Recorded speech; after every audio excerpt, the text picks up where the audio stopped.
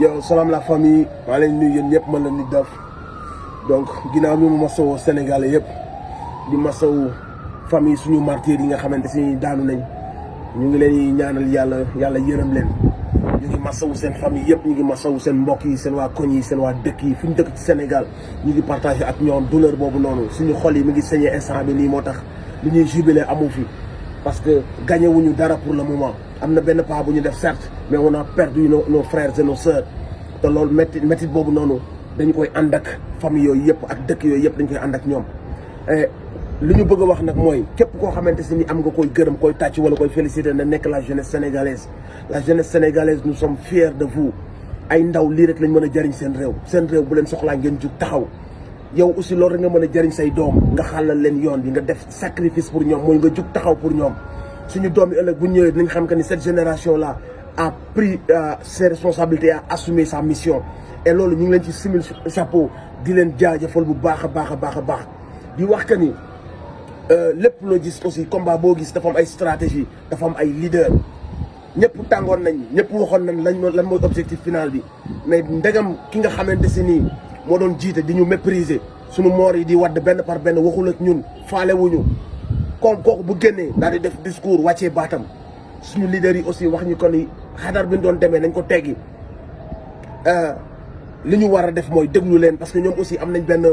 calendrier boo xam ne moom la ñuy tëral te loolu mooy suite combat bi. parce que am réew aussi bu ma ko jiite ci élection bu ma arrangé wul du am il faut ma natt ko ba période bi sama popularité baaxee mooy doog a def élection déedéet moomu leen réew mi calendrier yi da ngeen koy respecté loolu mooy suite bi mooy nervi yi ngeen jënd yi ngeen woo. ñu identifier leen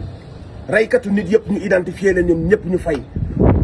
otage politique yi ngeen yëpp kaso ngeen bàyyi leen sans condition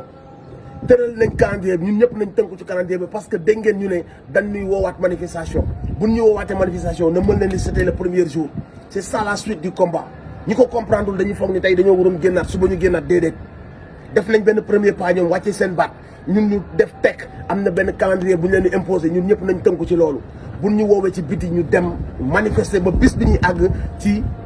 démocratie bi mu toogaat donc loolu mooy la suite du combat may fàttali que ni ñun li ñu mën a def ñun ñu dëkk ci koñ yi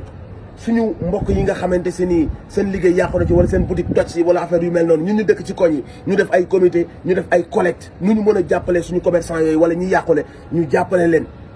barki demb koñ bi ma dëkk restaurant bi yoonam nekku si mais xam nga booy yi day am ñu leen rax dañoo ñëw toj ay vitram toj ay mbiram après ma xam que ni lii lépp ñun leaders yi am nañ ci benn part de responsabilité dama dem wuti 100 000 francs ñëw fekk borom restaurant ma jox ko da ko wàññee ko dégâts yi wax sama jarbaat bi wëral waa koñ bi suñ mën a def ay collecte ñu ñëw jàppale ko loolu noonu laay wax que ni ñun ñu nekk ci koñ yëpp ñiñ gis que ni am na ay dommages collatéraux ñu xool naka lañ leen dafa leen ndàmpaay donte mënuñoo faj lépp ñu xool naka lañ cotiser jàppale leen seen ay vitres yu toj wala nangam sangam mbiru patriote lañ woote mooy solidarité jàppalante suñu biir koñ yi nga xamante si ni salte na am na ay xeer am na ay lii képp ku fa dëkk ci koñ yooyu noonu nañu def ay comité ay petit groupe ñu setal fépp mu set wecc dëkk bi rafetaat parce que ñun les patriotes loolu la ñu bëgg suñu dëkk baax suñu dëkk set donc genre geste yooyu ñu def geste de solidarité yooyu ñuy def loolu mooy dëgëral suñu patriotisme ci loolu laa leen di woo restez mobilisés le combat ne fait que commencer bu leen déglu kenn kuy ñëw di leen wax léegi laa restons mobilisés ci l'essentiel on a fait un pas mais li des ci combat bi dafa bari suñu démocratie la ñu bëgg a rétablir li ñu doon xeex nekkul ñu bàyyi président Ousmane Sonko parce que déjà kenn waru ko woon jàpp amuñu charge bu ñu koy topp bu weesoo ay complot yu ñàkk fayda donc pour ñu libéré ko loolu du woon mooy combat bi donte ci la bokkoon ñoom def nañ benn premier pas léegi li topp ci combat bi mooy leaders yi toog nañ am nañ calendrier boobu la ñuy imposer te calendrier boobu ñuy imposer askan bi moo leen ciy jàppale pour ñu ànd ci pour que démocratie bi mën a àgg ci niveau bi ñu ko bëgg donc ce sera ça la suite na ko ñëpp xamee noonu jàllalee ko noonu on reste motivé on reste en alerte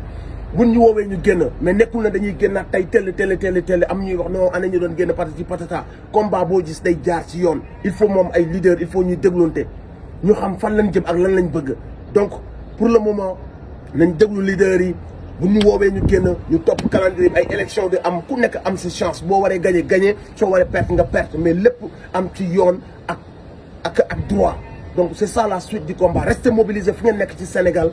et comme ni ma leen ko waxee rek restons solidaires nañu def ay gestes yoo xam ne day dëgëral suñu patriotisme mooy jàppale ñi yàqule def ay collecte def ay xam nga ku nekk 1000 francs 5000 10 000 waa ji naroon jënd vitre te moom lañ yàqal